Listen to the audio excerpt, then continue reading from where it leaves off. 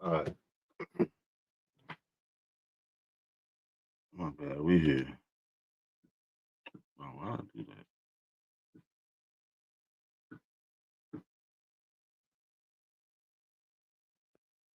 All right, my bad. My bad, y'all. Thanks for being with me. Now you can see it looks way different. Approximately one slave ship in 10 experienced some form of African resistance, and the rate was much higher for vessels embarking captives in Senegambia, which had the highest incident of shipboard rebellions of any African region.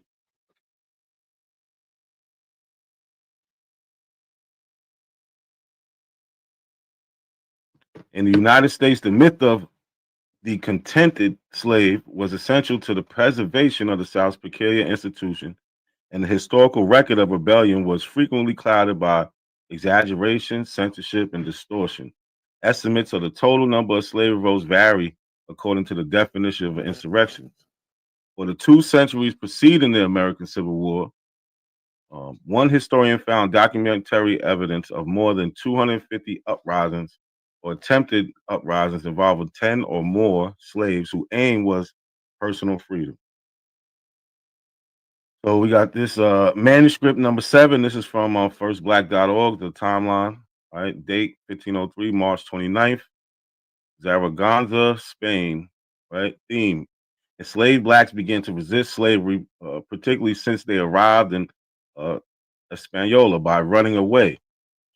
So here's a quote from here. It says, "As to the enslaved blacks that you say should not be sent there, because that where there have escaped. In this we will order that it is done as you say." Those are 1503. He's like, yo, y'all keep sending these black slaves here. All they doing is running away. This is in 1503. So he's like, don't even send them that. This is from the same site, manuscript.org. What happened here?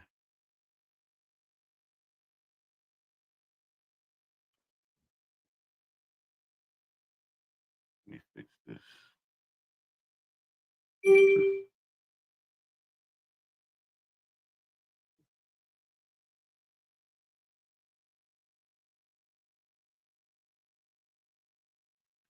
There we go. 1528, April 6th, Madrid, La Española. Theme: while they fleeing, while enslaved blacks away from the mines and farms of Española generated great concern to the Spanish crown. In the colony, an incriminous dispute erupted between the colonial governor Diego Colon and the oidores of the audience of Santo Domingo about the need for a constable to prosecute the blacks. Right? They're trying to decide, yo, what are we going to do with the ones that keep running away? It has been reported to me that in that island and in the others, there are some blacks that are runaways and of wicked life and wilds that are not the best domestic, nor do they work as they are obliged. And they induce and call the other blacks that are peaceful and working to leave and rebel. So they're inciting others to join them in. Peace, peace, peace, everybody to the chat. Peace, everybody in the chat. Like the video, share the video, please. And so it says the blacks that are peaceful and working to leave and rebel and do other crimes and ills, from which it results that the said blacks that are in the mines and other farms and businesses rebel and commit other crimes. It's in 1528. Right? There was never a time when we was just chilling like they try to make it seem. That never happened. Right?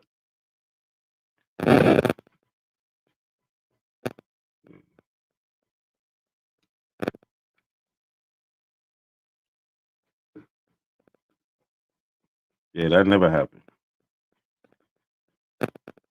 Right? This is 1500s. We've been causing problems for them. That's why we end up freeing ourselves. This is 1545, manuscript number 34.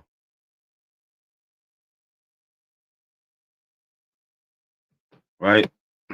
And as you can see, these are all primary sources. This is a history that a lot of people try to deny, but how can they deny when we got the sources? These other groups, they don't have any sources. They just got whatever they got, made up stories amongst themselves. So this is April 24th, 1545. It says in a letter, instructions from Prince Philip of Spain to a crown's envoy auditor and sent to Santo Domingo, the prince approved the selling of the city of 18 black slaves owned by the crown and the sending of a military squad to fight two groups of Maroons, Roman and Hispaniola. Both occurred the year before. Recommended the issuing of ordinances regulating the treatment of slaves by masters, and okayed a local discussion about freeing or deporting Ladino or Creole enslaved blacks due to their fixation with obtaining liberty and their inclination to incite non-Ladino slaves to rebel for it. 1545. There was never a time when we were just like, all right, we're just going to accept this situation that we're in. From the very jump, we fought. From the very beginning. This is 1545 also. The communication from Spain, this is manuscript number 35, firstblacks.org. Communication from Spain, Prince Philip's to Alonso Carrera, expressing concerns about uprising of maroon blacks.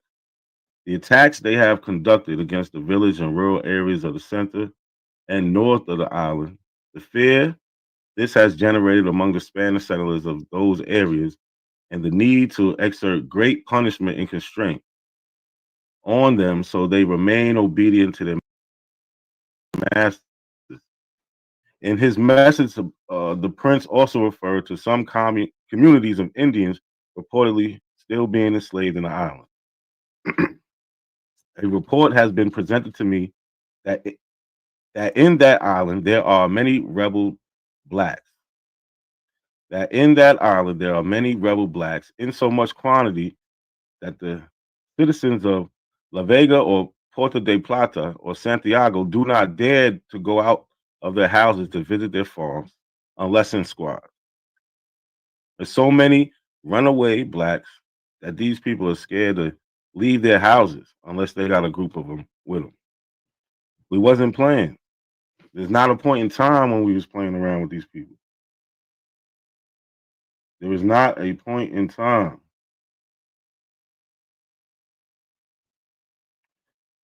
Share the video, y'all. Where did I leave off? Oh, okay. Their houses to visit their farms and lesson squads, and that the miners get together to sleep in shifts of 8 with their spears in their hands for fear of the said blacks, and that in the Samana they have killed Indians of Pavera and taken away a lot of his people. Many of the said blacks they have killed and kill Christians every day. He was tearing them up. So, like we seen before, like I mentioned earlier, right? For them to keep this concept of slavery, one of the things they had to do was promote that we wasn't doing that.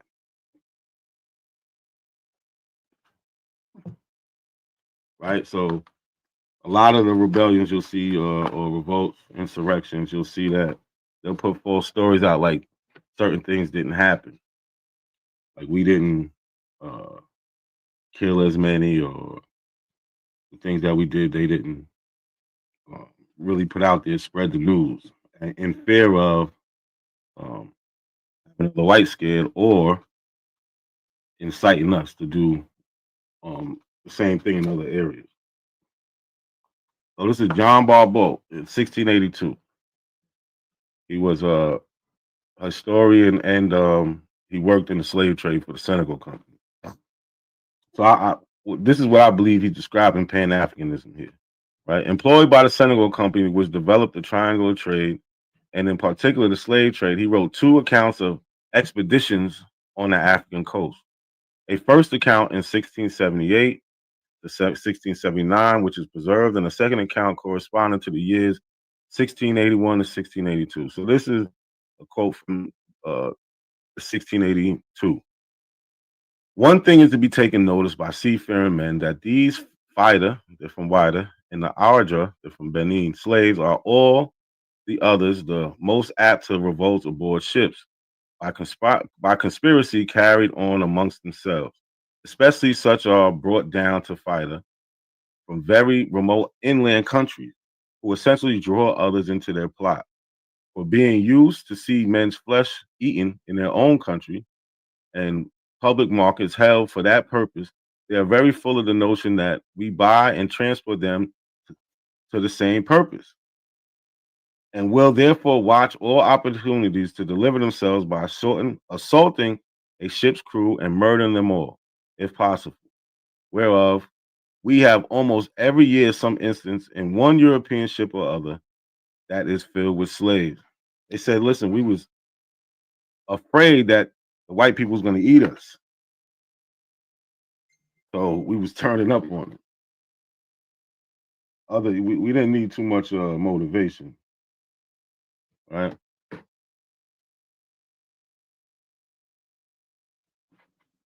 So this is 1712, New York slave revolt. You know, I'm from New York, so I like this. Right. On April 7th, 1712, a coalition of enslaved black people in New York City set fire to a building in the city center and launched a revolt. Armed with hatchet, knives, and guns, they attacked white people who came to fight the fire, killing 9 and injuring 7. 1712. So you see, we're going down the timeline. We start in 1500s. We're touching every century. The letter from the governor Robert Hunter, 1712, to the Lords of Trade in London. He says, I must now give your lordship an account of a bloody conspiracy of some of the slaves at this place to destroy as many of the inhabitants as they could. It was put into execution in the manner when they had resolved to revenge themselves for some hard uses they apprehended to have received from their masters. For I can find no other cause. So he's saying, we don't know why they really revolted, but I believe it's because of the treatment. Because by this time, the noise of the fire spreading through the town, the people began to flock to it. Upon the approach of several, the slaves fired and killed them. The noise of the gun gave the alarm, and some escaping, their shot soon published that the cause of the fire, which was the reason that not above 9 Christians were killed and about 5 or 6 wounded. You can catch this at documents relative to colonial history of the state of New York. So what they did was they started a fire and waited for everybody to come help and try to put out the fire. And when these people came, they started shooting at them.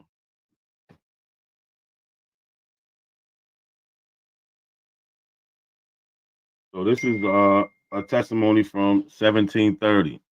Right? They always talking about what's up with the ships, the ships, the ships. We got the ships. We even got letters about what happened on these ships. Right? This is the testimony of Captain George Scott, who lived to tell the tale of the enslaved Africans on his ship, the Little George. In 1730, they slipped out their irons and fought back, locking Scott and his crew in the cabin while they sailed back to Africa, abandoned the ship and escaped. Right? They took over the ship and went back home.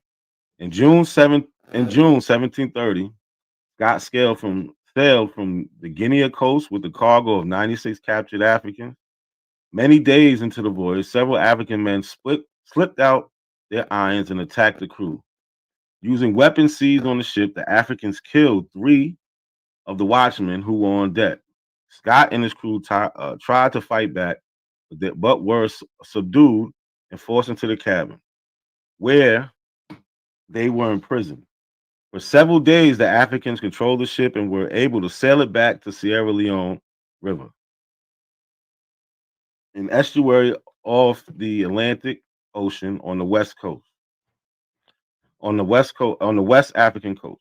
The Africans made it to shore, abandoning the ship and leaving the crew, still barricaded in the cabin alive, having survived for 9 days eating only raw rice. They left them in it. They made it back home and they left them in the ship, locked them in the ship to starve to death. Right? So we see a history of this. We was never just some docile slaves. We was people who was enslaved, and we fought our way out of it. The Pennsylvania Gazette, December 3rd, 1730. Page 2. It is wrote from Jamaica, July 5th, that 100 white men being sent out against some runaway blacks were all destroyed by those Negroes. All of them. They sent out a crew of white people, and what happened? None of them came back. He wasn't playing about our freedom. I don't know why these abos, all these other groups, they think it's like some type of game. Like we was just nah. We wasn't having it. That's why we talk about our history because we're proud of it. We're proud of it. You heard, if you seen a video earlier from Home Team History, they talk about the Haitian Revolution, right? We took over a whole island. Nobody's never done that. Never. In 1752, the English ship Marlborough left England for Bonny, Nigeria, and the Gold Coast of West Africa. 420 African captives were purchased, and the ship set out to sail to the Americas. Captain Robert Codd decided to use 28 of the slaves to help sail the ship. On October 4th, the ship was taken over by the captain. The African men and women fought and killed 33 of the 35 crewmen, keeping 2 alive to sail the ship back to West Africa. The ship's boys, Cooper, sailmaker, and the boat Swan were spared. The ship sailed to the Bonny first, and the Africans from that region went ashore. The remaining men and women set off for the Gold Coast, and upon reaching there, the ship and the remaining crew members were never seen again. This picture is a lithograph of the insurrection on board a slave ship by Carl Wadstrom, 1787. So it's to believe all 420 made it back, unless the ones that might have died in the fight or on the boat. But they made it home. Because, like I said, we freed ourselves. Uh, Long Island Negroes killed owners in the 1700s. You know, I gotta throw my area in there. Peace to the chat. Peace to everybody in the chat. Chris, Sean P. I see y'all. Pure Black TV. 608 Vibes. Brazilian Monk. Peace, peace. Sharonda, peace. Peace. Everybody in the chat. Keenan Wright. Peace. The Entourage Effect. Peace. Everybody in the chat. Yo, share the video for me, y'all. Going over a little Black history. We was never no punks. Right? We freed ourselves. So this article is from the Brooklyn Daily Eagle, November 17th, 1878, page 1. But they're going over some history, right? They say, we now proceed to give a few historical specimens of the treatment meted out by our ancestors to the Long Island Negro. In 1707, the house of William Hallett, Esquire of Newtown, was burned, and himself, his wife, and 5 children were murdered by an Indian man and Negro woman, their own slaves, who alleged ill treatment as their excuse, they being restrained from going abroad on the Sabbath day. So he wasn't letting them go out on a Sabbath like they supposed to, so they turn around and kill them. They were publicly burned at Jamaica and that's Jamaica, Queens, and put to sit the torment possible for a terror to others of ever attempting to like the wickedness, whatever that means. In 1772, Nathaniel Brewster of Brookhaven was whipping his slave, a native of Guinea, for some act of disobedience when he suddenly turned upon his master and struck him dead. He was tried, and the very next day by 3 judges of the peace, a justice of the peace, and 5 uh, freeholders, as the law directs, and was sentenced to be hanged.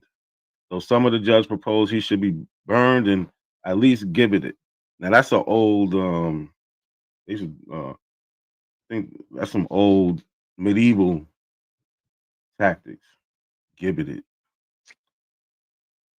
Like I said, man, we freed ourselves. There was never a time when we didn't fight. Like I keep saying, we went all through from starting in the 1500s to now we up in 1833. So I seen this little clip and I wanted to throw a little clip in there. Edward Covey. Hold on. I gotta pause.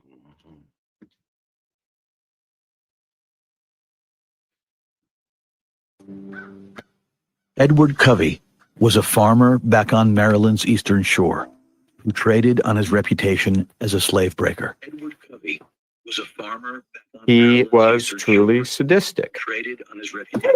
He whipped Douglas mercilessly at least once a week for the first 6 months for no reason at all.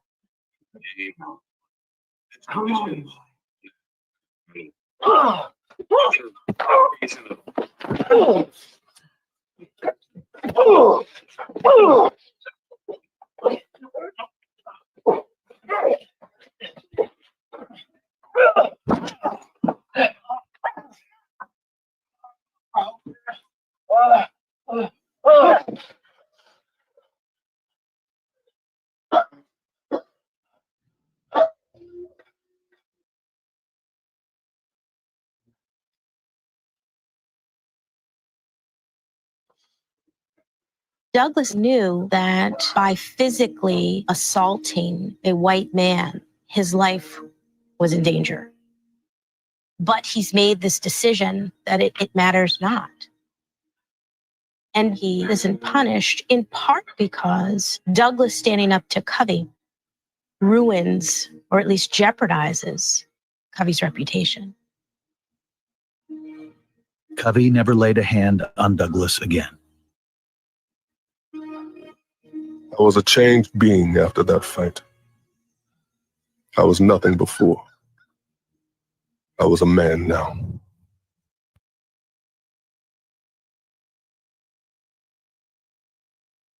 Oh damn! I thought I muted my shit. He said I was nothing before. I'm a man now, so I guess there wasn't it didn't double up. All right, we got it. Edward Covey. That was 1833. Said this is 1842. Right, like I said, there was never a time where we just laid down, didn't fight. We fought the whole time. So I gotta throw the Indians in there, right? Says Cherokees feared the aspect of a slave revolt, and that is just what happened in 1842 at Weaver's Fall. On the morning of November 15th, more than 25 slaves, mostly from the Joseph Van plantation, revolted. They locked their masters and overseers in their homes and cabins while they slept. The slaves stole guns, horses, mules, ammunition, food, and supplies. At daybreak, the group, which included men, women, and children, headed towards Mexico where slavery was illegal. In the Creek Nation, the Cherokee slaves were joined by Creek slaves, bringing the group total to more than 35. The fugitives fought off and killed a couple of slave hunters in Choctaw Nation. The Cherokee Nation sent the Cherokee militia under Captain John Drew with 87 men to catch the runaways. The expedition was authorized by the Cherokee National Council in Tahlequah on November 17th, 1842. The militia caught up with the slaves 7 miles north of the Red River on November 28th, 1842. The tired, famished fugitives offered no resistance. Like I said, we still fought. There wasn't a time that we did not fight. Right? So now what are we up to? July 17th, 1862. There's a Militia Act of 1862. Passed alongside the Second Confiscation Act on July 17th, 1862. The Militia Act of 1862 amended the Militia Act of 1795, making it legal for African American men to enlist in the United States Army. Now, people are like, oh, it didn't say African American. Well, it actually said African descent. Same thing. Says for the purpose of constructing entrenchments or performing camp service or any other labor or any military or naval service for which they can be found competent.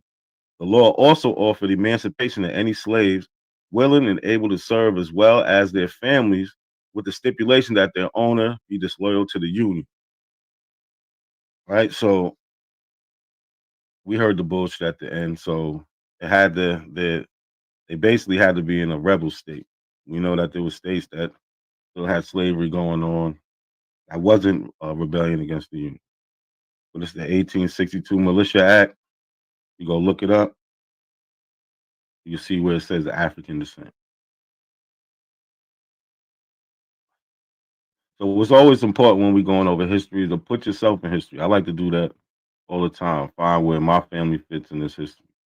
Right? So we have my fourth great grandfather, William Nelson, his U.S. Civil War pension index card, filed September 30th, 1890.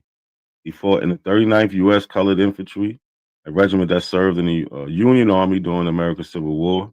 And lastly, the 56th U.S. Colored Infantry that served in the Union Army. And yes, he was enslaved. I have documents that where he filled out, and the question on there was, who was your last owner? And he mentions who his last owner was. A man named Henry Stokes. So this is another one of my fourth great grandfathers. This is his U.S. Civil War draft and service record. Here is his draft. He was drafted. He's from New York. He was drafted in New York. See him, William Brown here. He's a colored. And here we see his service record for United States Colored Troops. Right, he was in the 27th Regiment of the U.S. Colored Infantry. Yeah, we freed ourselves, man. That's it. I just wanted to do a little quick presentation, nothing long. Just to honor the people that came before us, right? And help us enjoy this freedom that we have.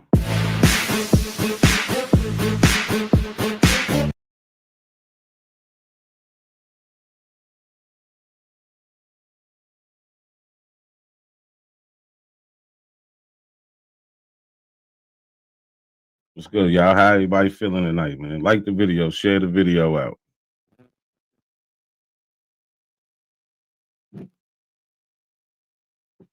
Black Panther, you not neither. We all got here around the same time. Y'all can hear me. That's good. So what's good, y'all, man? Happy Black History Month. I see a lot of people talking about a lot of things that don't got nothing to do with history, or at least our history. They making everything that ain't us. Or salute to the chats. Big up Virginia. Old Dog. Abolition. EIE. Black Panther. Peace. Everybody in the chat. Sean P. Root Word. Peace, everybody. I don't know how to say your name. Tundi. Olagoon. Peace. Yo, share the video, like the video, y'all. But yeah, a lot of people talking about everything that don't got nothing to do with us. They making us Romans, they making us Greeks.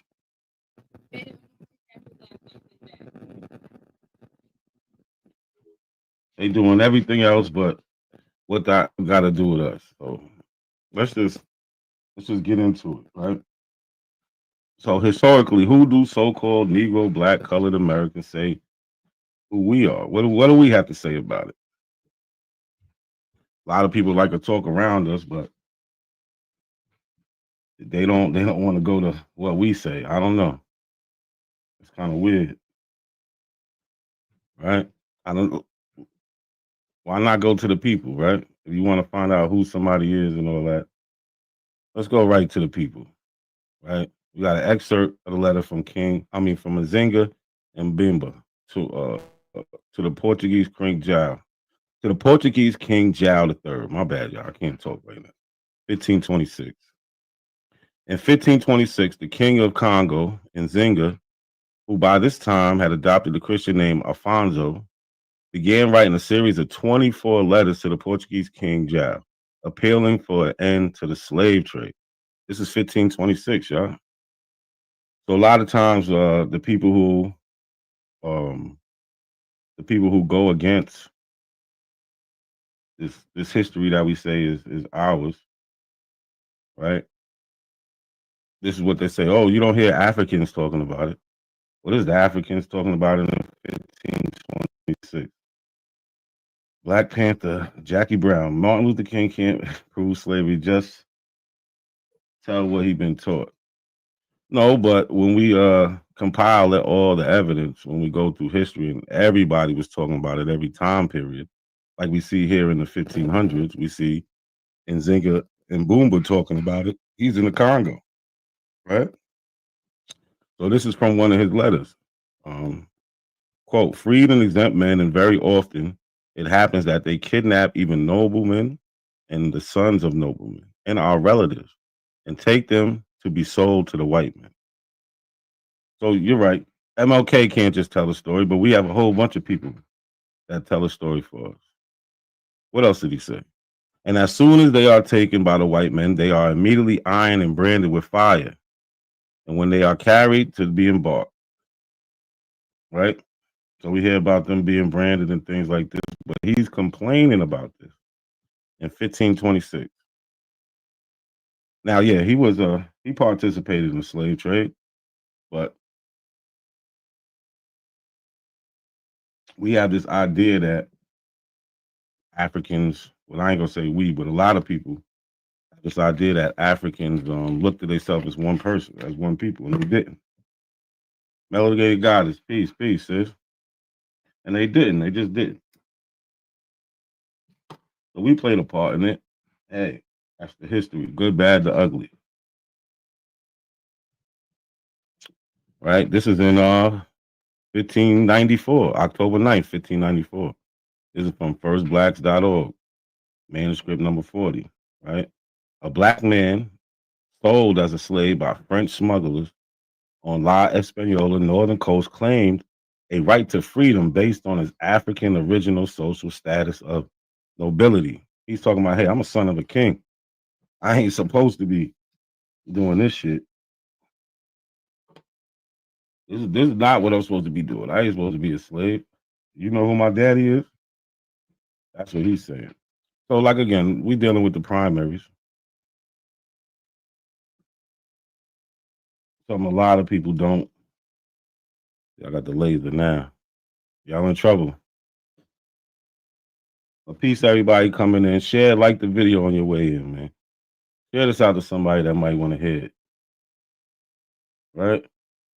So this is what? 1594. So he's testifying in court. Right? This is the manuscript number 40.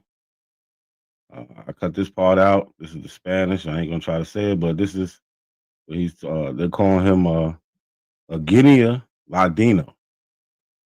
They tell you right here he's the Christianized African, right? So what does this say? And after, can I read it from here? Yeah. And after what was said on the 9th day of the said month of October, and in the said year, for the said inquiry before the said honorable judge, oath was taken lawfully and received from Sebastian, Creole, originally from Guinea, Ladino, and he is said to be Christian. So if you know the rules back then, sometimes you can get away with being a Christian and get out of slavery because you was a Christian, right? This is in the 1500s. So this is his oath. This is what he says. He said, who today, the said day, came to the house of the said honorable judge to request justice for himself, for he is free and has been brought by the French of the Northern Strip, and after taking oath and being asked about the reason for the complaint and beginning of this business, said that this witness is Creole from Vaganda, which is in Guinea, and that he is the son of a king. He said, I'm a son of a king. I ain't supposed to be doing this. This ain't right. Get me out of here. Son of a king of such people. And when the witness was coming from the said town by sea to Sierra Leone on a vessel of Gaspar de Agua, which may have been more or less a year ago, the witness was the page boy of the said captain, since he was being paid for it, and while sailing, they were encountered by a French Captain Bevel. And this is when he was stolen.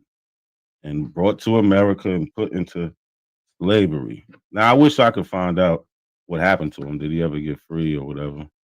I don't know.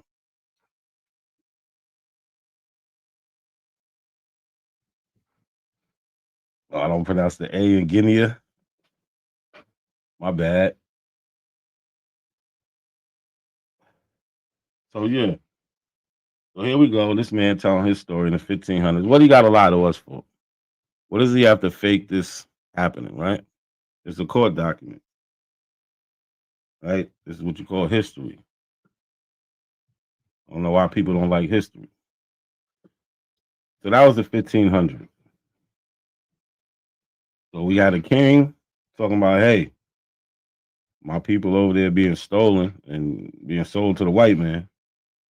Then we got testaments of people being snatched up and then sold in America. So it's a 1693 affidavit, right? This was from March 22nd, 1693. It's from Warwick County, now Newport News, Virginia. It was submitted to the governor, Sir Edmund Andros, by Dudley Diggs, Richard Whitaker, Carter Hubbard, William Carey, and William Rosser. See, when we show you documents, they got names, places, dates. We don't just give you a generalized story. The document informs the governor that Frank, a man of African descent, enslaved by Henry Gibbs, has been jailed on suspicion of planning a slave uprising. The riders also seek the governor's help in reading out the details of a rumor of an evil and desperate design contrived by the Negroes. Right? They always try to paint us as we're just passive. We just let them be enslaved. Nah, we fought the whole way. The whole way.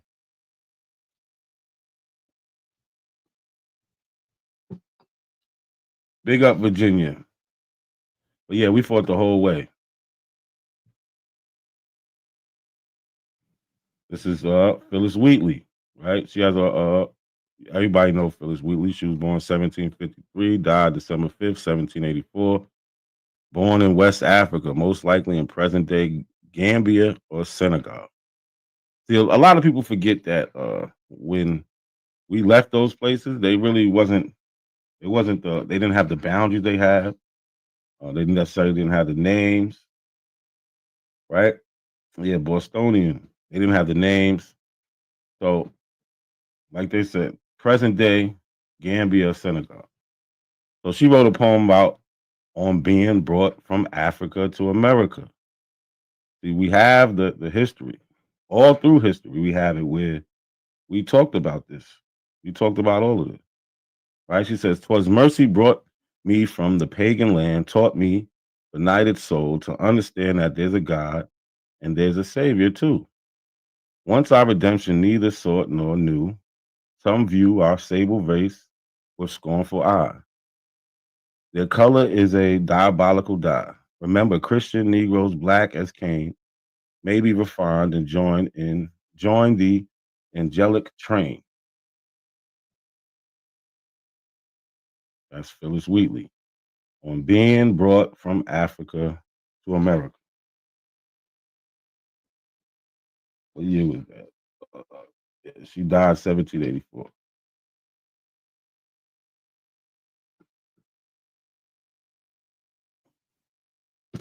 But for some reason, when we ask these other people, like Moors, these Indians, the Aboriginal Hebrews, we ask them, can you show us people in history who says the things that you say?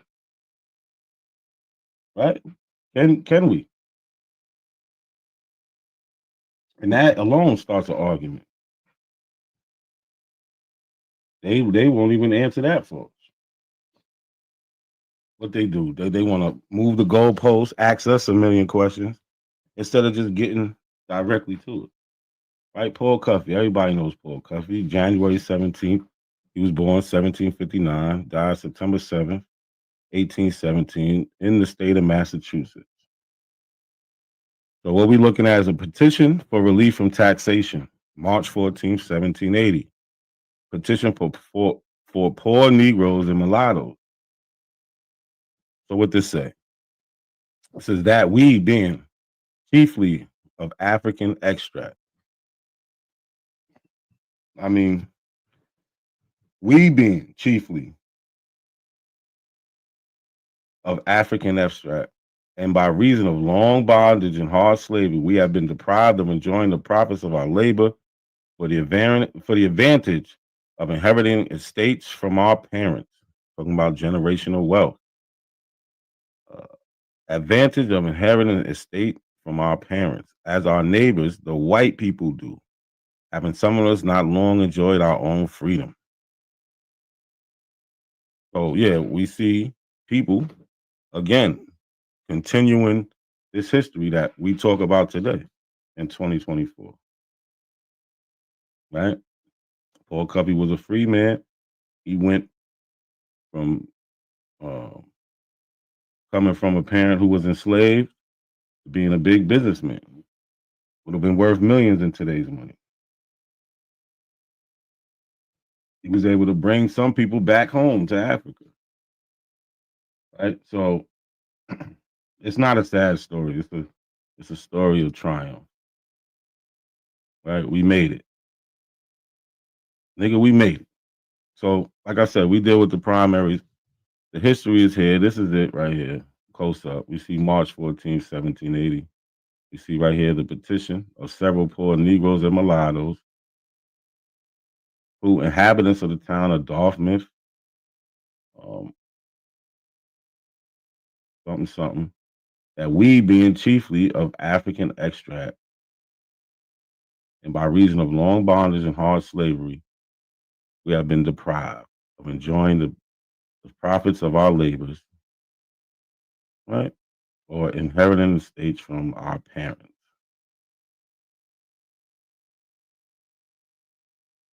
We have the continuous history. Where's the Abo history? Where's the Moor history? Where's this Israelite history in America that they be talking about everybody is? We never see it. We never see it. Right? And this is their signatures on the back. You know, people like to ask, well, did they sign it? Did they sign it? Yeah, they signed it. You see John Cuffey, Paul Cuffey's brother. We see Paul Cuffey here and some other people. Yeah, they signed it. All right, so we just go on a little timeline. Something that these other groups can't do, especially Aboriginals. They cannot give you a timeline. They can't give you people who talked about this. It's something they can't do. On April 12, 1787, Richard Allen and Absalom Jones founded the Free African Society in Philadelphia to be multi-denominational, mutual aid organization for free people so that they could gather strength and develop leaders in the community. Allen and Jones were both religious leaders and formerly enslaved men who had purchased their freedom before moving to Philadelphia, where they met and found common cause. Right? Absalom Jones was born 1746. Richard Allen, 1760, both in Delaware. And this is the preamble of the Free African Society. Like today, for most of the people in the chat, you're not going to see nothing new. But what we're doing is we're putting it together, right? We talk about it, but they need to see it. And can they match it? I don't think they can. They don't have anybody outside of the 2000s, unless they go on to York or Dr. York, if that's who they want to use. But really talking this Aboriginal stuff. And one person with a group of, how many people he had is not enough. We could literally do this all day. So it says, whereas Absalom Jones and Richard Allen, two men of the African race, who, for their religious life and conversation, have obtained a good report among men, these persons from a love to the people of their complexion, whom they beheld with sorrow because of their irreligious and uncivilized state, often commune together upon this painful, important subject in order to form some kind of religious society. But there being too few to be found under the like concern. So he's saying, listen, we can't all agree on this religious society. And those who were different in the religious settlements, with the circumstances, they labored for some time till it was proposed after a serious communication of sentiments that a society should be formed without regard to religious tenets. So we're going to do it without religion, provided the person lived an orderly and sober life in order to support one another in sickness and for the benefit of their widows and fatherless children. Right? They're coming together. This is a mutual aid society. They're going to work together for the greater good. Sounds like Pan-Africanism to me. Right? We have more people talking about it. We have the famous Venture Smith, birth name, Rotier Furio. I don't know how to pronounce it. 1729, 1805. He was born in a place he calls Dunkadara in Guinea, a term that at the time referred to much of West Africa. Right? And he just says, I was born in Dunkadara in Guinea about the year 1729. My father's name was Sogun Furia, prince of the tribe of Dunkandara. Right? His book is titled Narrative of the Life and Adventures of Venture, a native of Africa, a resident about 60 years in the United States of America.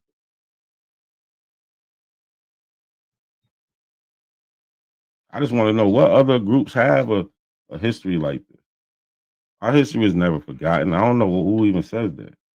Oh, we forgot it. No, we never forgot it. There's nothing to forget. It's literally written down every step of the way. By us, might I add.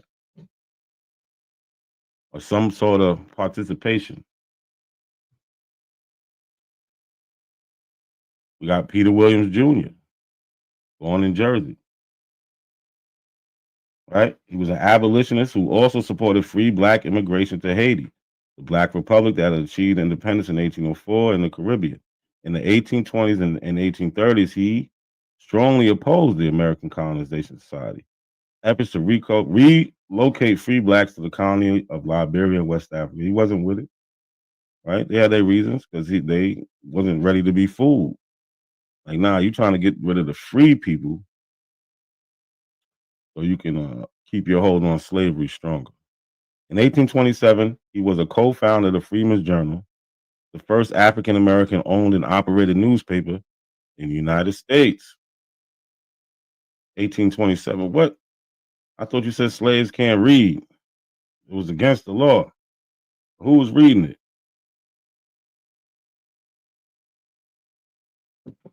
Black people. Because we could read. Right? And this is what he wrote. It's an oration on the abolition of the slave trade delivered in the African church in the city of New York, January 1st, 1808, by Peter Williams Jr., a descendant of Africa.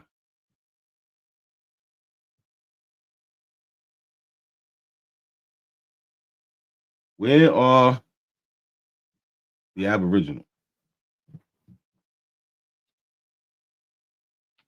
Where are these black Indians at? Where their history at? Who are their ancestors? Who are they civil rights leaders? Who was their teachers? Who was their lawyers? Hmm? Anybody know? Anybody?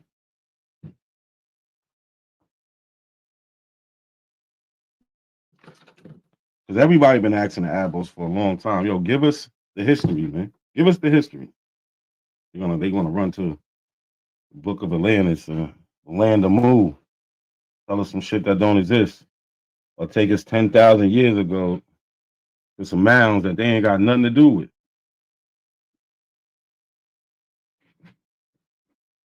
Nothing to do with. Where is the history? I just want to know. So here's a couple things out of here. Page 11, it says, but to us, Africans and descendants of Africans, this period is deeply interesting. We have sensibly felt the sad effects of this abominable traffic. And he's talking about the slave trade, the abolishment of the slave trade in 1808. It has made it its unhappy victim. There's a black man talking about him, his forefathers being unhappy victims of the slave trade. Not talking about white people. None of that. But we only get this because what? We fought to be free. Right? So we get this history. Right? We get this powerful speech because we never gave up. That's why we're here today.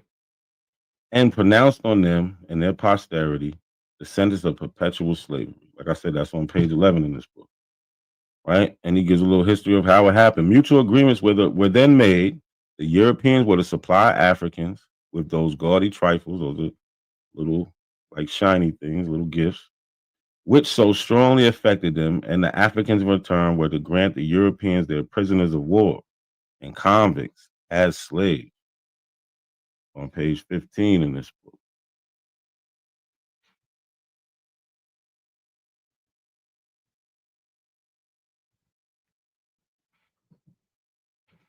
Again, where's their history? Jackie Brown, where's this Aboriginal history? Do you got some names for us? No, Jackie Brown, we could read. I don't know what you're talking about. Not proving anything other than what we've been telling you. All through history, you will find us talking about what happened. At the time, after the time, you will hear about it. Right? I started in the 1500s. Right now, we're in 1808. See, look, she's pushing this. Oh, slaves couldn't read bullshit. So what was Nat Turner doing when he was preaching from the Bible? He could read. Plenty of them could read. I don't know where you're getting this from.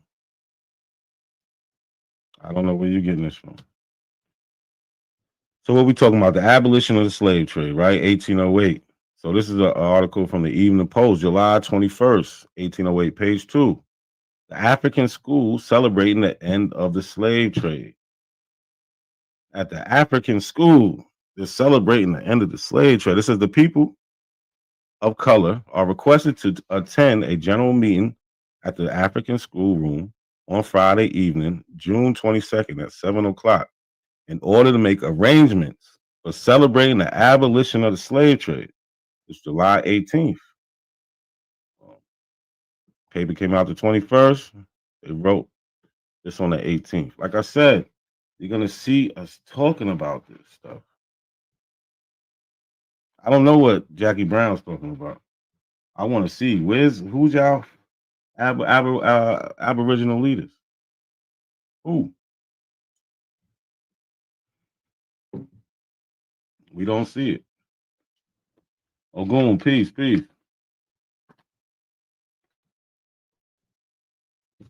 King Kapala, peace.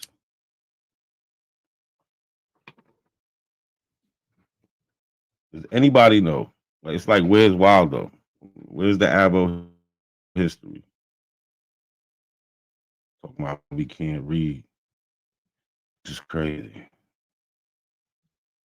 Again, the Free African School celebrating the abolition of the slave trade, 1808. Right? So this is a poem. This is called The Sorrows of Yamba, or The Negro Woman's Lamentation. Right? This is in 1819. It says The Sorrows of Yamba. In St. Lucia, distant isles, still with Africa's love I burn, parted many a thousands of miles, never to return. So we're writing poems about this. Women, men, like she said, still with Africa's love I burn, parted many a thousands miles, never to return.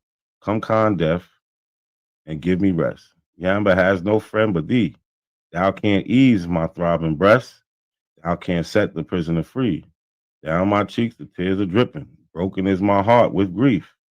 Mangled my poor flesh with with whipping come con death and bring relief.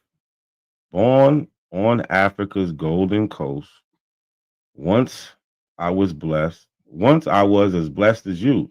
Parents tender, I could boast. Husband dear and children too. But she's saying, listen, I had all the things you had. Right? She's just reminiscing about being in Africa. Had a family. The whitey man. He came from far, sailing all the briny flood, who, with help of British tar, buys up human flesh and blood. With the baby at my breast, other two were sleeping by. In my hut I sat at rest, with no thought of danger nigh. From the bush, at eventide, rushed the fierce man stealing crew, seized the children by my side, seized the wretched Yamba too. This is in 1819.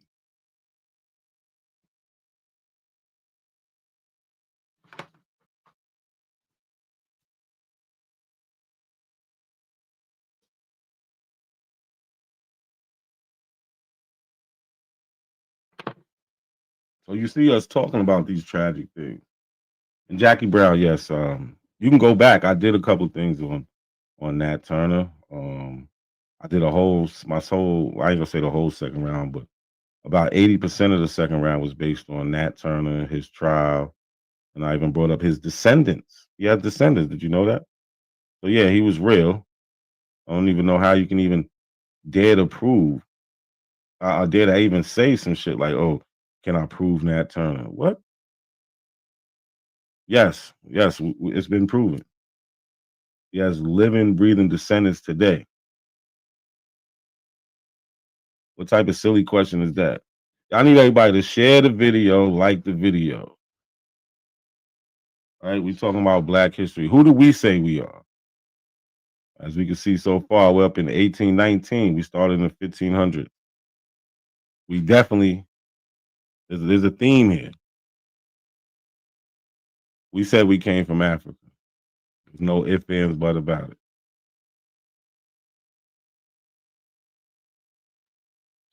Here we have David Ruggles, born in Connecticut, March 15th, 1810. Died December 16th, 1849. And this is one of my favorite people, right?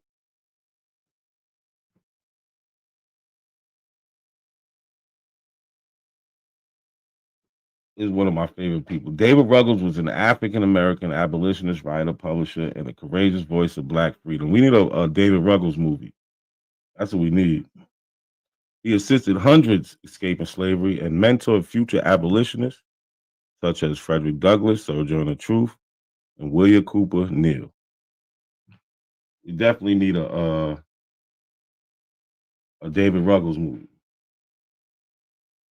Oh, the last one with the black people owned white slaves in America. That second round, I went into the Nat Turner revolt, the court case, the list of all the white people killed, the trials where they talk about how they're on trial for killing white people, because the claim was that, like Jackie Brown's going with, you can't even prove if he's real. And what A1 was trying to say was, well, if he is real, he was hired to kill black slave owners. Right. So I just dismantled that in the second round of my last debate I had. Yeah. By the early 1830s, Ruggles became involved in the growing anti-slavery movement in New York, advocating for practical abolitionism, arguing that abolitionists should not just philosophize about the day slavery would end, but strive to help all victims of human bondage. He also advocated the use of civil disobedience and self-defense. He was with them hands. No ifs, ands, but about it. He was with those hands. We need a movie about him. I'm telling you, the beginning scene should be him and like 10 other black men walking up on the boat, just checking them white boys. Like, you sure you ain't got nothing you supposed to have on this boat? Right? Remember, he used to run up on the ships, making sure there wasn't no slaves in it in New York. That would be crazy. So David Ruggles, right, in 1828 opened a grocery shop. Ruggles Grocery Shop at 1 Cortlandt Street was also a circulating library and reading room for African Americans who were denied access to New York's public libraries. His was the nation's first black-owned bookstore.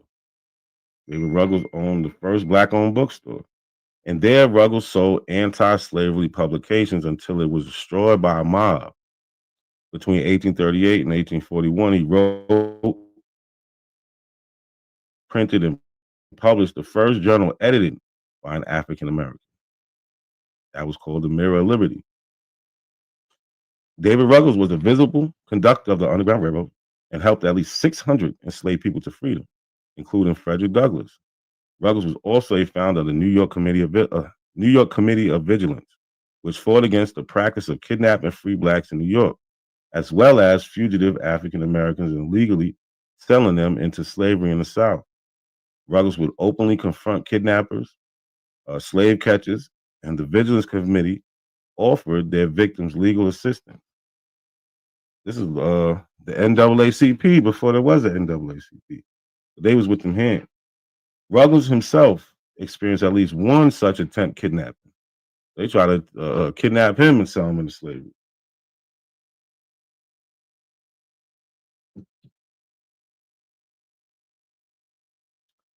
Right. So where's the abos that was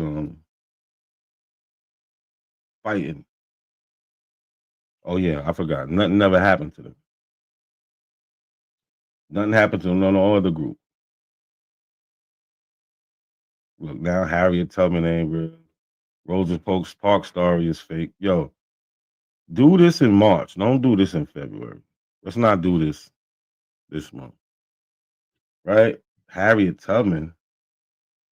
What? David Ruggles helps escape slave, and he's put on trial. He gets arrested for this. The slave case. From New York Express of yesterday, Mr. Barney, of course, the individual charged with receiving the money stolen from Mr. J.P. Dog by his slave Tom Hughes, and of aiding in the escape of the felon, was yesterday brought for examination and declined answering any questions. Listen, I plead the fifth. He was required to give bail in the sum of $5,000 for his appearance for trial. We ain't saying nothing.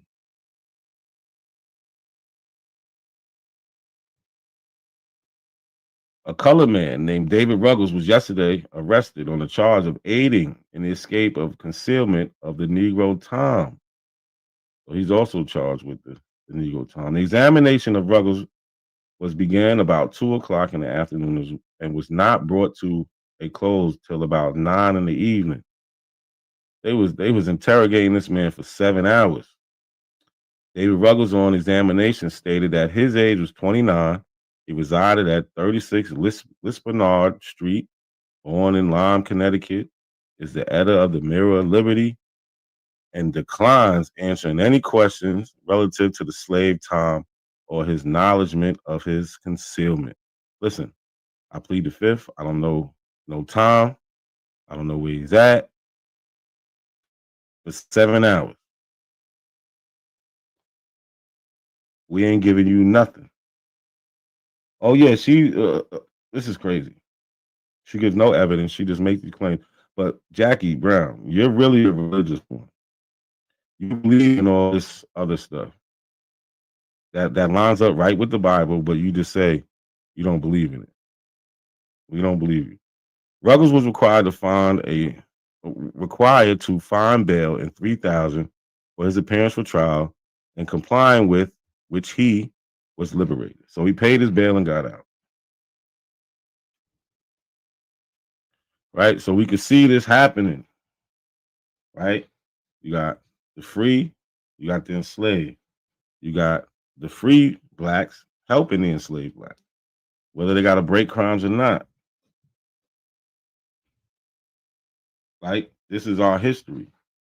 I don't know what them abos be talking about. I don't know what the Moors be talking about. Them Indians, I don't know what they talking about.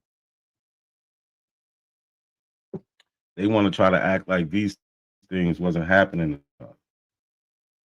It's documented. You have it. No, Jackie, you're boring. Henry Highland Garnett. You should learn something. Get your pen and paper out. Right? He was born in Maryland. Look, this is the black Americans y'all talking about. Where's y'all abos at? You couldn't make a list of abos. If you tried. You couldn't. She ain't gonna hit the link. She ain't gonna hit the link. It's coming soon. The link will be out there in about 10 minutes. I got a couple more slides, maybe less than that. She ain't gonna hit the link. Who's Henry Highland Garnett? Born 1815, died 1882. Maryland. Was an African American abolitionist, minister, educator, and orator, having escaped as a child from slavery in Maryland with his family. We have a survivor of the Maafa. On Sunday, February 12, 1865, he delivered a sermon in the U.S. House of Representatives. The first colored man who has on any occasion spoken in our national capital on the occasion of the Congress passage on January 31st of the 13th Amendment, ending slavery. So he's the first colored man to speak at the House of Representatives, 1865. Where's the Aboriginal? Right? And this is his speech. They turned into a book. Right? It's called Garnett's Memorial Discourse. Introduction by James McCune Smith. Right? So we linked in. We got the first doctor. His ancestors did not come over in the Mayflower, nor the land at Plymouth Rock, nor kiss the Blarney Stone of the Pilgrim's father. On the contrary, his grandfather was stolen by slave traders from the coast of Africa, survived the horrors of the Middle Passage on a ship doubtless owned in Bristol or Boston, landed on the James River, and was thence transferred to the state of Colonel William Spencer at Newmarket, doomed to perpetual slavery, himself and his heirs forever. Page 17 from the introduction made by Dr. James McCune Smith. So this is James McCune Smith giving the introduction about Henry Highland Garnett, saying his grandparents was from Africa. This isn't new. This Abo stuff is new. This is why you can't get nothing out of them. Any conversation you have with an Abo, you're going to argue. You're going to argue. Smith was the first African American to receive a medical degree, then opened the first black pharmacy. That's Dr. James McCune Smith. You got history everywhere. Where's the Abo pharmacy? Jackie Brown, tell us, who was the first Aboriginal doctor? Or give us any Aboriginal doctor. Please. Anyone. So it says, go to the shores of the land of my forefathers. This is Henry Highland Garnett talking. Go to the shores of the land of my forefathers, poor bleeding Africa, which, although she has been ravaged or reaved and robbed for centuries, is nevertheless beloved by all her worthy descendants wherever dispersed. Even back then, he knows the history, but what he said, he still loves Africa. Always gonna love it. This is 1865.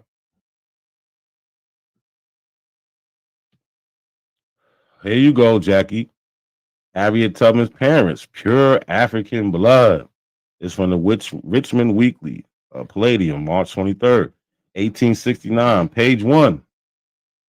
Jackie Brown could never cite her source. What does it say? So this actually comes from an article where they're talking about a book that was written about Harriet Tubman in 1869. So this is what they said. Miss Harriet Tubman was born the year 1820 in Dorchester County on the eastern shores of Maryland, and not far from the town of Cambridge. Not a drop of white blood flows in her veins. Her parents are both pure-blooded Africans. and they still live at the advanced age of 98, as near as can be estimated from certain records. And though thus aged and living out beyond the toll gate on the South Street Road, Auburn, New York, they walk in every Sunday, more than a mile to the Central Church. So they 98 years old, Africans walking to the church. After service, they go to a class meeting at the Methodist Church, then wait for the third service, and after that, start for home. So even church was long back then. It was all day long. Right? So we see that this is a continuous history. I don't care what an Abo tells you. Like I said, we started in 15, 16, 17, 1800s. It's a continuous history. It never changed. But we got people that get on the internet today and the whole story changed. Everything is different now. But the only bad thing is they have no sources. They literally just making this shit up. Right? This is from the Howard Orphan Asylum, Entertainment by the Children. This is the article from the Brooklyn Daily Eagle, June 3rd, 1878, page 2. Right? If our mothers and our fathers are Africans, we must be African. Right? So this is a famous orphanage that was in New York City. The little inmates of Howard Colored Orphan Asylum have an exhibition of their singing yesterday afternoon in the AME Church on Bridge Street near Myrtle Avenue. That's Brooklyn. The attendance was good. The orphans occupied reserved seats near the pulpit. They opened the exercises with the song entitled Marching On. The Reverend John F. Thomas, pastor of the church, offered prayer. Another song was sung by the school, and Mr. Thomas made some interesting remarks. I can read in the face of these children, said he, a degree of intelligence that recollects honor on the institution they represent. It is the pride of every civilized country in the world to do something for its poor and forsaken. Besides our religious teachings and our benevolence, there is a love of nationality existing within the breast of every human being. There is a story told of a boy who said he did not know what nationality he was, but he said his mother was Irish and his father was Irish. So he must have been Irish too. So with us,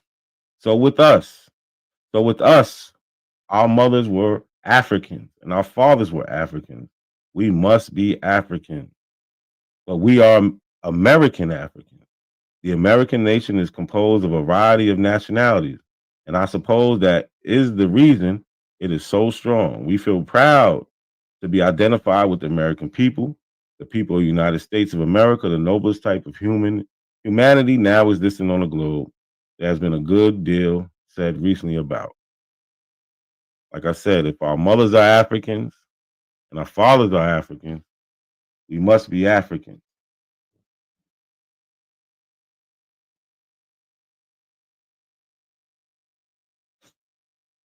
Jackie Brown, relax. Come up with some history. Right? And this is a little something for the Indians, right? King Blue. This is one of another one of my favorite people, right? He was out there terrorizing them Indians, but they wasn't giving it, and his people, they just do, right? King Blue, it says the former slaves formed political organizations and appointed people to represent their concerns before Congress in Washington, D.C. And one of those individuals was King Blue, who was enslaved by Benjamin Colbert, a member of a large slaveholding Colbert family of Chickasaws. So on the right over here, you can see his freedman rolls. We've seen examples of freedman rolls plenty of time. We've seen Smoke Hawkins freedman rolls. On these freedman rolls, it'll tell you the person and who they was enslaved by. This one, it tells him that he was enslaved by Benjamin Colbert. He's 43 at the time. Right, this is 1898 Freeman card number 135. So you can look this up. So we have a clipping down here. Indian Journal, January 11th, 1883, page 1. It says a delegation of 3 colored men and 1 Indian have gone to Washington from the Chickasaw Nation to have freedmen questions settled. They want to be admitted as citizens and to enjoy all rights and privileges and annuities as such. So this is what he wrote in 1882. Right? It's called the Eloquent Protest of the Chickasaw Freedmen. Right? The Eloquent Protest of the Chickasaw Freedmen, written in 1882. This piece is one of the most eloquent documents written by freedmen leaders King Blue and Isaac Alexander. They made an appeal in the form of a document called the Memorial of the Chickasaw Freedmen. In this document, their plight and their plea for assistance from the United States is felt by the reader. It is pronounced on this page in its entirety. This is it in its entirety. The undersigned, so this is a quote from it. The undersigned your memorials respectfully show that they are residents of the Chickasaw Nation and area, persons of African descent, and were born and bred in the said nation. Your memorials represent not only themselves, so they like to say, well, he can't speak for everybody. He can't speak for everybody. Well, he is, because he says your memorials represent not only themselves, but also that class of persons known in the nation as persons of African descent, of which class there are about 3,000 individuals. 3,000 individuals. Again, this is from the Memorial of the Chickasaw Freedmen, written in 1882. These men went to, like I just showed you, they went to D.C. to talk to the people about getting their rights. They had to go to the United States government. Right down here, you can go. It's called the Indian Journal, January 11th, 1883, page 1. Go get the newspaper, right? And you can see what they wrote them, right? It's called the Memorial of Chickasaw Freedmen, written in 1882. All you got to do is put that into your little Googles, and that's going to pop up. They wrote it to the Senate and the House of Representatives, right? We have this documented history. Even the Indians, even the ones y'all call Indians, even the ones that are in these so-called nations, they still talking about they African. Yeah, we belong to Indian nations, but we are African. We're people of African descent. It's never changed. Not once. Not once over time has it changed. Not once. I need y'all to tell me if y'all hear echo when this shit plays, because for some reason, whenever I put a video on my presentation, sometimes it be echoing. So let me know if it.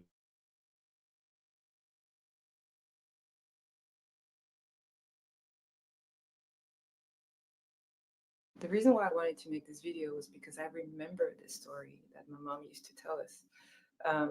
So apparently in my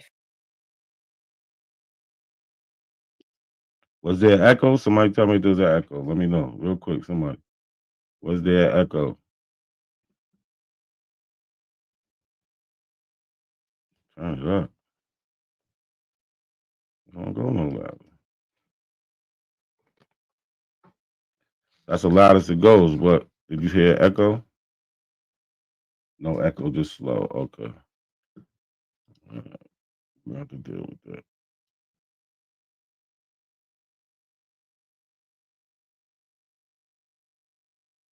So all history meets science. African woman DNA does a DNA test to reconnect with African Americans.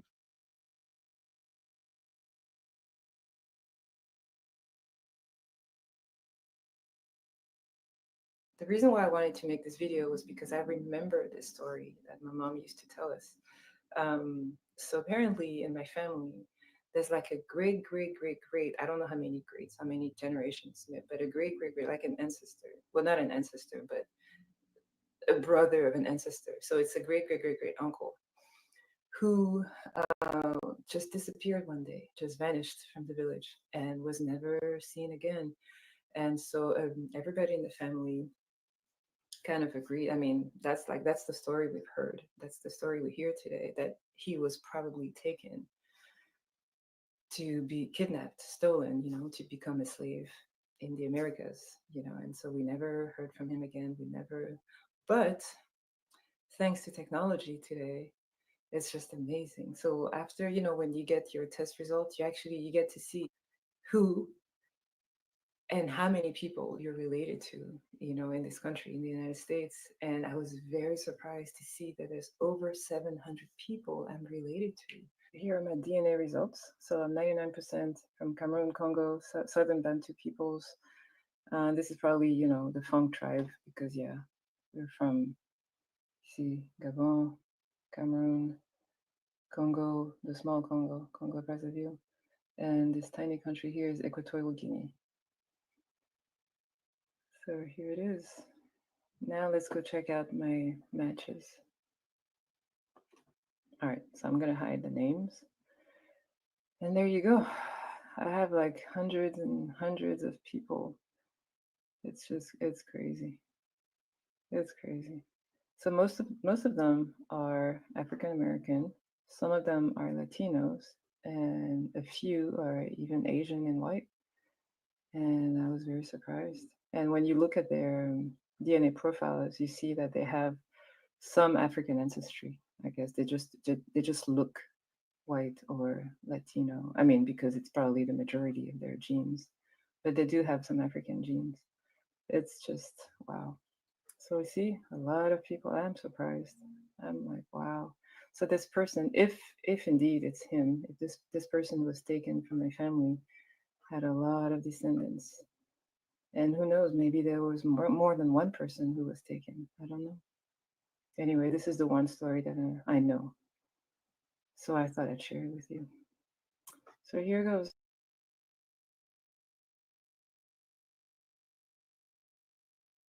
You heard her. This the story she knows. She knows this story. She had the oral history, and then it lined it up. It lines right up with the DNA test. Right? I wish this thing would move. Okay. So if you want to look for that video, it's called Finding Distant African American Relatives, African DNA Test. And the channel name is Tell Me Alice. A channel name is Tell Me Alice. The video is named Finding Distant African American Relatives, African DNA Test. Her channel is Tell Me Alice. And you can see the whole video. The whole video is probably about 7-8 minutes long. So it's not that long. Right? Again, we started off with King Alfonso from Congo and Zinga. I mean, and what was his name? And Zinga Mbumba, or something like that. Sorry if I'm messing his name. But we start off with him in 1526, writing letters to the Portuguese talking about, hey, yo, you're taking my people. That wasn't part of the deal. You're supposed to basically, as we learned, other people would basically give up their prisoners of war or their convicts to these Europeans, right? So this is an apology for Ghana to Africans in the diaspora.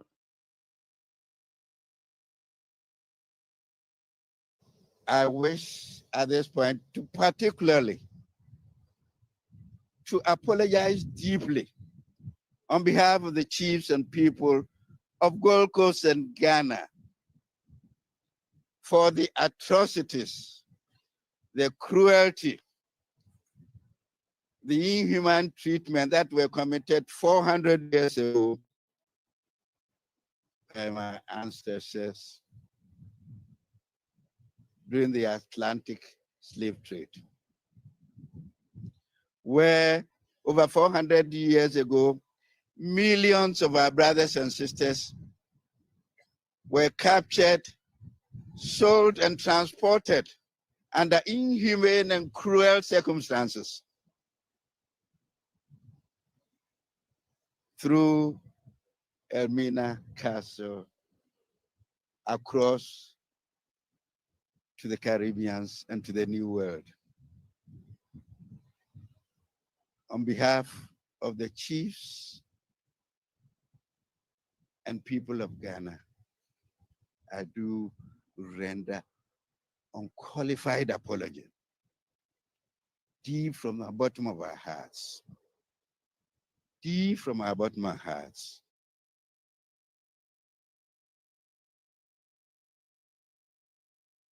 Again, we hear from all these people that say, yo, these Africans don't talk about this.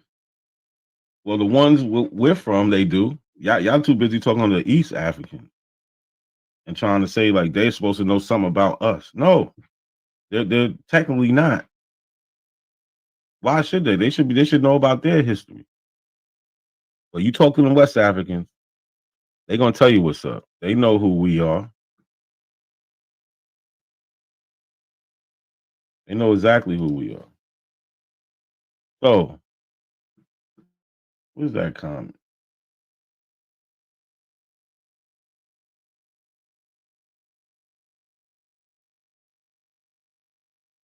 What the hell is that comment? Oh yeah, niggas don't know one African. Niggas is crazy, right? So this is a DNA. This is for my DNA test on ancestry, right? This is one of my cousins from Africa. I found about 6, 7, maybe 8, something like that. But this is one. I was gonna put them all in here, but I just didn't feel like it. But my Nigerian cousin, right? You can look up this last name. You'll see it's from Nigeria. He's 100% Nigerian. Right? This is a conversation we had on the Ancestry Message app, right? What do you say? He says, hello, I said, hello, I just wanted to reach out and introduce myself. My name is, family calls me, I'm from New York, I'm 38. This was 2 years ago. Anyway, I just wanted to start a conversation. Hope to hear from you soon. He writes back, hi, I'm from the eastern part of Nigeria, and Igbo by tribe. Nice to meet you. I was wondering, have you matched to other people in America? You know, it's a big deal for us when we can find a cousin from the continent of Africa. He says, yes, I have 149 matches here. So he has 149 other American cousins. Right? So it's not just me. This isn't a one-off. And those are just the ones that took the test, right? So, like I said, that was on Ancestry. This is on 23andMe, right? 23andMe connected me to the Igbo tribe. I just showed you. I have a cousin who said what? An Igbo by tribe. He's from the eastern part of Nigeria, an Igbo by tribe. So, well. What did this DNA test tell me? Told me I was 25.9% Nigerian, 26%. He said Igbo people highly likely match. So if you look up highly likely in a scientific content context, it's going to give you 90 to 100% accurate. That's what they're saying. Their confidence is 90 to 100% that it's a match with the Igbo people. Right? It says you are connected through shared ancestors to people from the southern Nigeria, many whom identify as Igbo.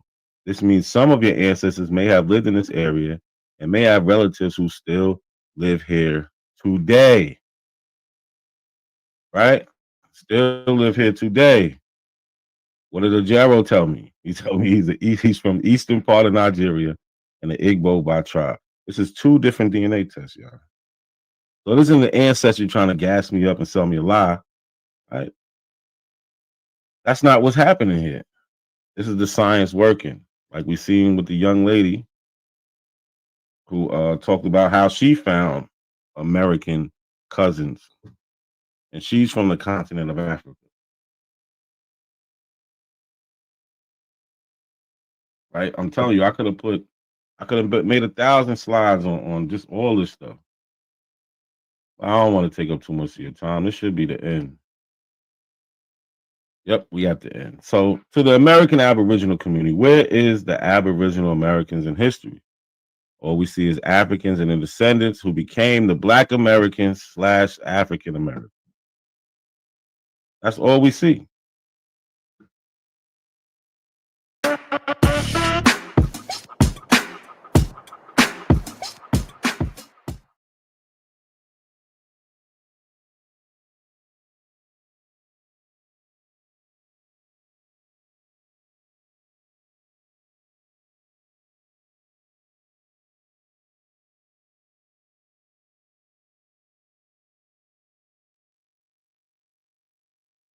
about that elders come too, along. though.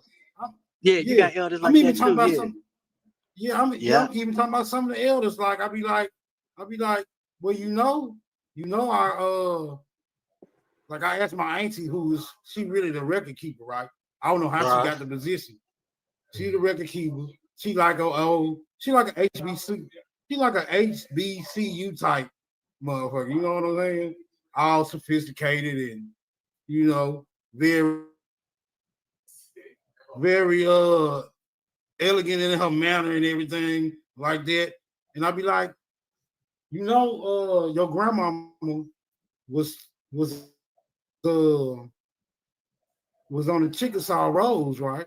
So I tell her this, and she start arguing with me like, what you trying to prove that you Native American and all that? Like we be having real back and forth concerning should we lean to our oral report or should we lean on science and the common history and all this type of stuff. I'm just saying these goofy motherfuckers is right here in the family, bro.